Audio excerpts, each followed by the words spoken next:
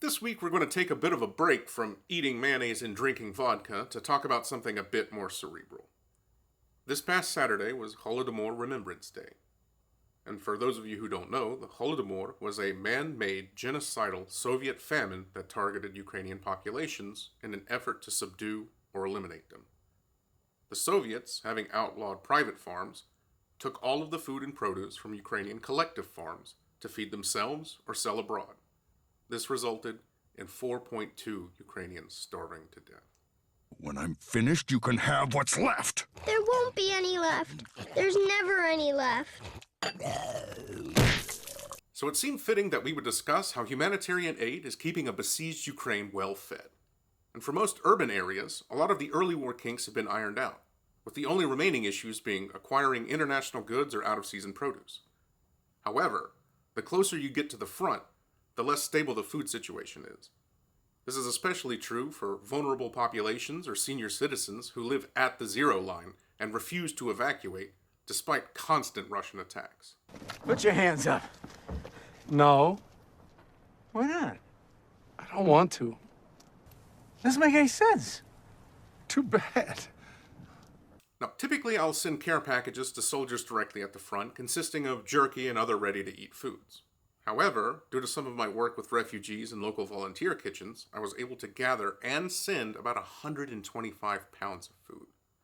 So even with Russia's littlest impotent emperor threatening the world with nuclear annihilation, again, and with Ukraine experiencing rolling blackouts, again, and with the certainty of Ukraine's international support wavering, again, I think it's pretty amazing that Ukraine is able to keep this network of support moving forward. This is fine. I'm okay with the events that are unfolding currently. That's okay. Things are going to be okay. There is an incredible gamut of aid that is currently supporting Ukraine. The central vertical of support, and the most important, is defense. Without enough defense, effort and investment in any other area is for nothing. There are also humanitarian, educational, medical, renewal, and infrastructure verticals. Depending on how granular you'd like to get, there are likely dozens of other efforts you could consider as a standalone pillar of support for Ukraine. To keep this video from being 7 hours long, and to ensure that I don't get too far out of my depth, we will just take a look at a single aspect of the humanitarian aid that Ukraine needs, and that is food aid.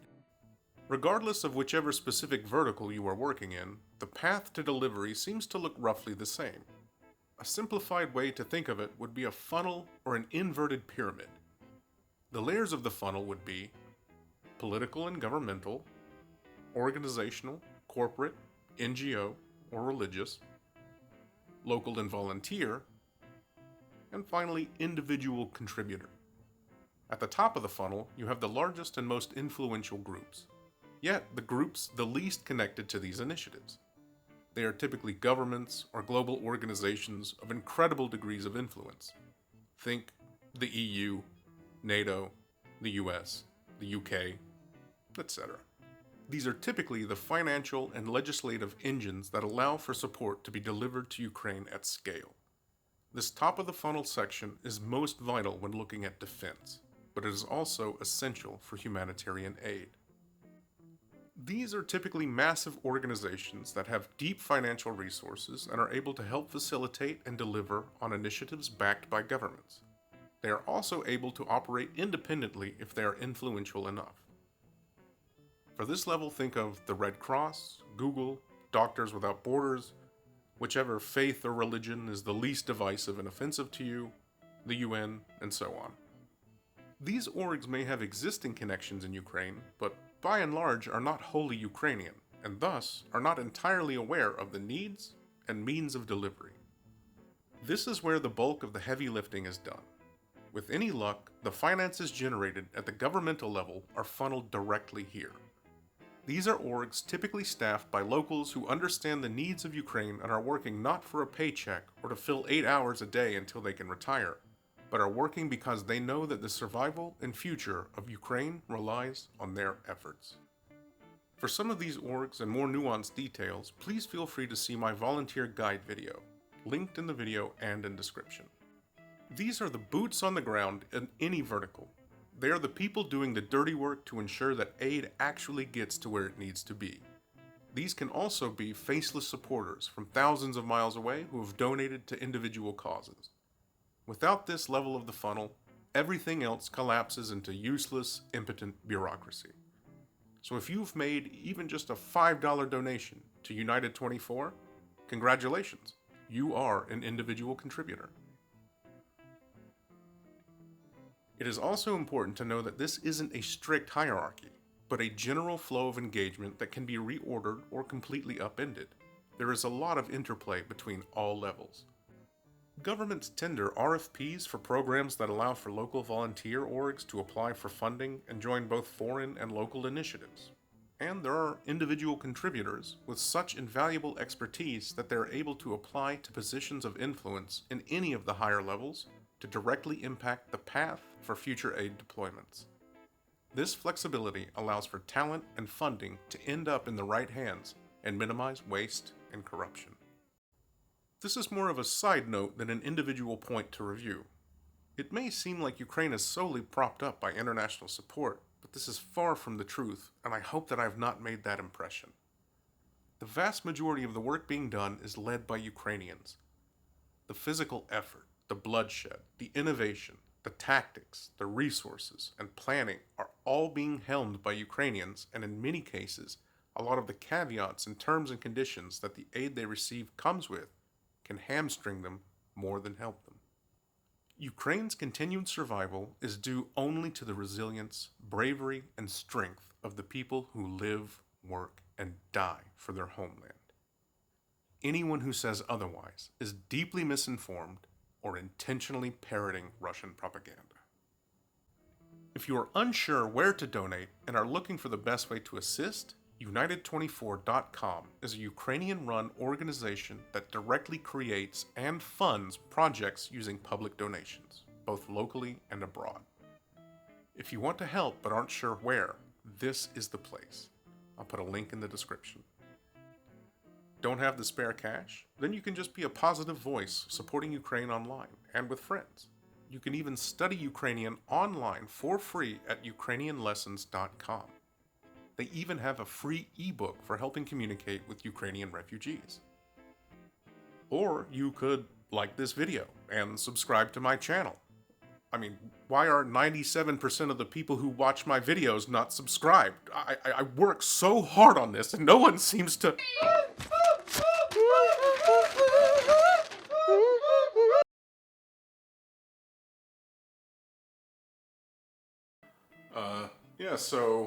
Due to recent attacks against Ukraine, the sort of energy situation is destabilized a bit. So power is not incredibly reliable, and I'm also under the weather. So I'm going to show you guys a little bit of the sort of humanitarian work that I do, food-wise, and just so that you'll have an understanding of sort of who's helping Ukraine and how. So a lot of the stuff that you see here, it came from a family that I helped evacuate from Zaporizhia. So it was a single mom with 3 kids. I think that they got sort of a lot of donations that they didn't really use, and then they got evacuated, and now they are in Sweden. But as you can see, sort of the larger organizations. So here is Ridne. So this is actually the Buffett Foundation. So Warren Buffett's son is a huge donator to Ukraine. So you can sort of see the information there. So anything that's Ridne is from the Buffett Foundation. Lots of canned goods. So there's also grains. There's also a lot of donations from Samaritan's Purse. There's also lots of canned goods. So there's stuff from Italy, Spain, Poland. Obviously, a lot that's been made in Ukraine. This is all going to go to a distribution center at the front for soldiers. And one of the canned goods was really interesting. Here it says, "Увага, подивись на тушонку, зроби вогами те саме." So it says, look at the tushonka, the meat, and make our enemies look the same. And here, this is more localized production. So in my video for volunteer work, these are two of the kitchens that I worked at. So this is Lviv volunteer kitchen. So this is in Western Ukraine. And these are some of the dishes that they create. So basically, you have dried goods that are then boiled at the front. So it'll make soups. Ukrainians love soup. And then here, there's murashki. So this is from Kiev. This is more individualized packets. So this is for soldiers, individual soldiers. So they'll boil a single serving. So if they aren't able to sort of store or carry an entire pot of food, that's what they'll use. This is sort of at an individual contribution level. This is what I do. So I like to send sort of American-themed packages to soldiers. So there's peanut butter. It's shelf-stable. It's calorie-rich. And I love it. Ukrainians might not, but I do think they enjoy it. I also include hot sauce, just because a lot of the food at the front can be very bland. So it's really helpful for them. And the jerky, this is my own jerky. If you saw my jerky video, then you'll recognize it. It's homemade. Obviously Snickers. And then I like to include a letter to the soldiers, just to show support. Support for Ukraine is expressed here on an individual level. This will go to a single unit at the front, and then this at a volunteer level. So these are local organizations, groups of people donating time, energy, and resources. And then you've got a more global level. So this is the Buffett Foundation, this is Samaritan's Purse, these are likely European grocery chains sending old canned goods, but it's all appreciated. So there you have it, a condensed breakdown of how both local and international aid are delivered within Ukraine and how the amazing people here help keep tyranny at bay and tummies full.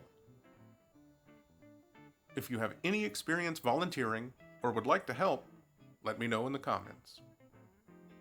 Thanks, guys. Shoot me then.